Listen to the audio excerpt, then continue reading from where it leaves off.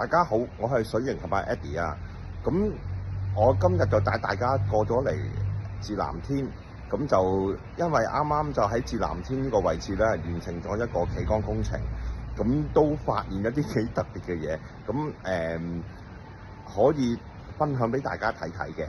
咁除此之外咧，我哋除咗至藍天之外咧，我哋喺2-3個月之前咧，都喺日出康城嘅另一個位置 Mawini 咧，亦都完成咗個企缸嘅，咁都值得同大家分享一下。好，先多謝大家收睇。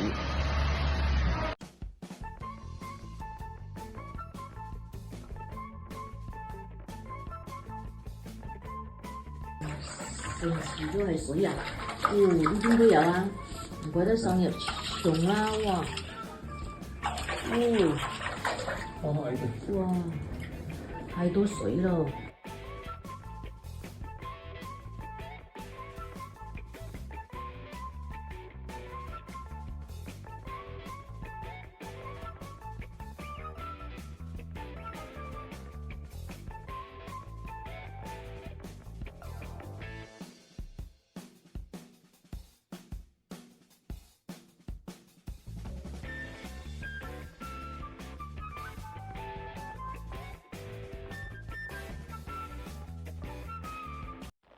大家好，我係水型俠 Eddie 啊。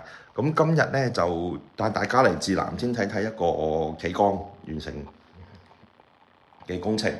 咁就本來係一個浴缸嚟嘅，頭先你哋睇咗啦嚇，睇咗啲片段啦嚇，咁都幾咩嘅，幾有趣嘅。咁而家咧就做好咗啦，咁就係啦，咁就個情況咁啦嚇，有足夠嘅斜水嘅嚇，咁同埋就我哋呢個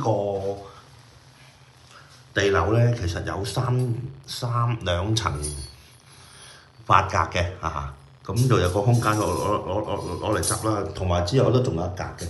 咁理論上咧就已經係好足夠咧，就唔怕話你哋如果係有頭髮啊，有啲咩就沖咗落去嘅嚇。咁就浴屏就未裝嚇，過2-3日就裝噶啦嚇。咁有條麻石咁做翻一個機仔咁變咗咧掟翻勻嗰個平水咁樣嘅嚇。咁最緊要咧，其實我哋做呢單工程咧，最開頭有啲擔心就係我哋拆浴缸嘅時候咧，會影響到塊鏡。咁但係最終做出嚟個效果都 OK， 就塊鏡都冇乜受影響啊，唔會話乜嘢啊咁樣咯嚇。好多謝大家收睇下嚇。咁就我哋會加埋一個 Mawini 嘅企缸，會繼續播放嘅。多謝大家收睇。